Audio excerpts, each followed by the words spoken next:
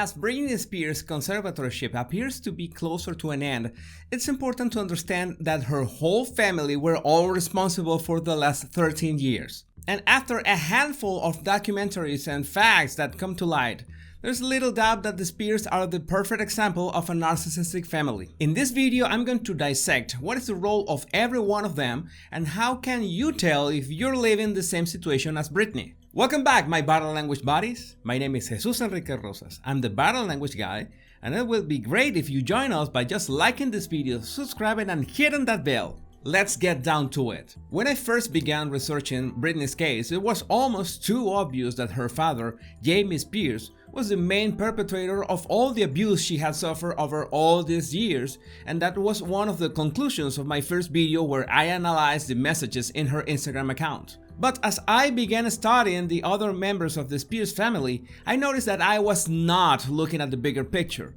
I began to notice a pattern of narcissistic abuse in a narcissistic family. And just to be clear, the term narcissistic family doesn't mean that everyone in the family is a narcissist.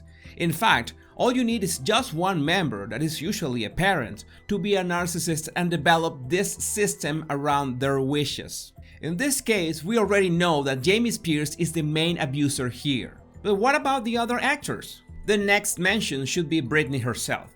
Britney is what is called a scapegoat.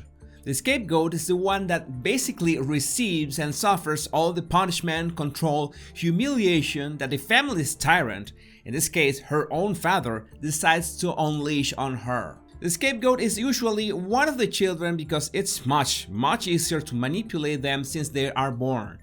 There could be more than one scapegoat in the family, but in this case it's just Britney. All that has been revealed so far, the isolation, the gaslighting through her children, that she has to behave as Jamie says because if she does not then she won't be able to see her children, toxic control and surveillance, even the forced administration of meds are just a handful of examples of how a parent can just play with one of his children's sanity. This is a problem of sadistic power. The narcissistic parent wants everything to be revolving around their wishes, and when that doesn't happen, then the scapegoat is the way that they vent their frustration. It's absolutely sickening, yes. But then, there are other factors that contribute to this toxic dynamic, and one of them is the flying monkey.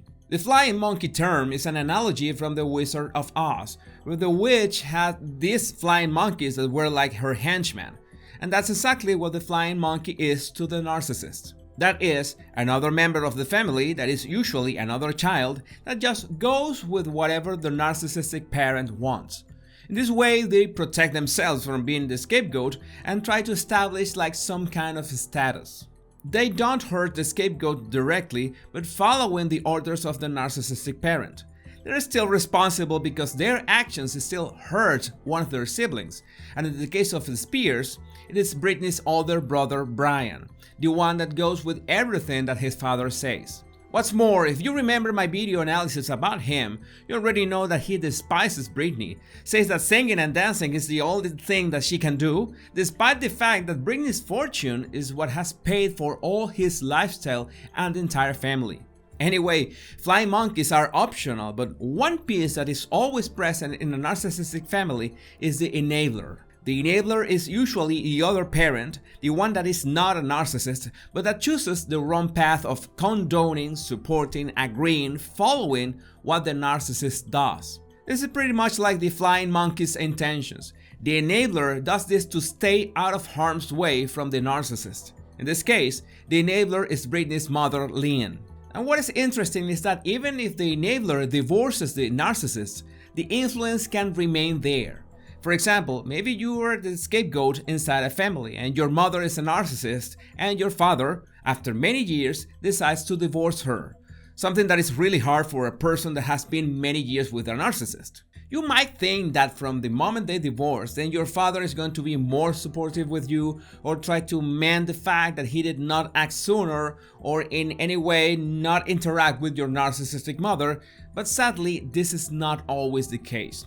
The influence of a narcissistic parent on the enabler can last even after divorce. It can even get worse after divorce, especially if their children are still young. So if you're expecting that your enabling parent is going to change their behavior towards you after they divorce your narcissistic parent, don't hold your breath. An enabler's divorce is usually to save themselves or at least have less interaction with the tyrant. There are too many signals from Britney's mother's Leanne that show that she's not really been supporting her. I mean, I haven't done a body language analysis on her yet, but just the fact that she used Britney's virginity story to sell more books, that's trash.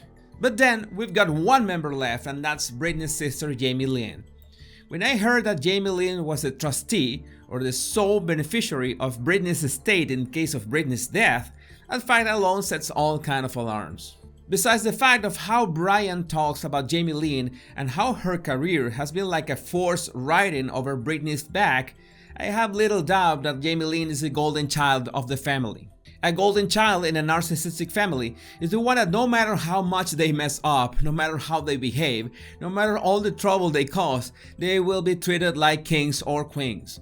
And this usually happens with the youngest child, and it fits in this case. So far we have a complete picture of what's been around Britney all these years. But then there's the question. Many people survive narcissistic families, and I think that Britney could have pulled that off if it wasn't for the conservatorship. This is what I think happened. I've been studying Britney's professional output before and after what I call the Federline event. And if you're a Britney fan, it would not be hard to notice that after that Federline event and the start of the conservatorship, Britney's professional output was twice as much per year, to say the least, than before marrying Kevin Federline.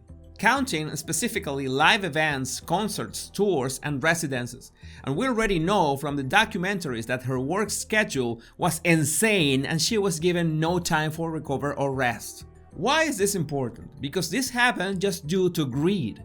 You can imagine how much money was not made in those years of the Federline event. Yes, Britney became a mother, and that's something that she absolutely wanted and loved, but then the business bosses thought that they needed the money-making machine back. And they could not afford a second Federline event to happen. They had to find a way to control her life and turn her into a submissive cash cow. Of course, those business bosses could not do it alone. It needed her family to become the emotional bridge of that plan, specifically Jamie Spears as conservator. He and the rest of the family complied with that plan without batting an eye. And that's why they deserve what's coming to them. Don't forget to like, subscribe, and hit that bell if you don't want to miss any of my videos. And you can also download my 100 body language tips that you can find right in the description. Take care, my body language buddies.